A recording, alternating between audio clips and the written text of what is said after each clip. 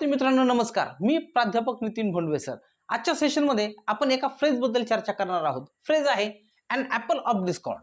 आता ॲपलचा अर्थ होतो सफरचंद आणि डिस्कॉर्डचा अर्थ होतो वाद किंवा भांडण.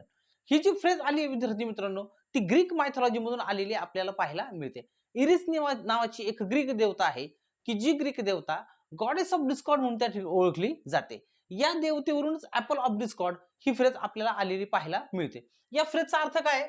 Something that causes unnecessary quarrels. भांडणं ज्याच्यामुळे निर्माण होतात अशी एखादी गोष्ट. मराठीमध्ये त्याचा अर्थ होतो भांडणाचे मूळ कारण किंवा वादग्रस्त मुद्दा. आता याच फ्रेजचा आपण वाक्यामध्ये उपयोग करून पाहूया. वाक्य आहे property is an apple of discord between two brothers. दोन भावंडांमधल्या वादाचं मूळ कारण त्यांची प्रॉपर्टी त्या ठिकाणी होते. याचा अर्थ प्रॉपर्टी हा काय आहे? अन ॲपल ऑफ डिस्कॉर्ड आहे.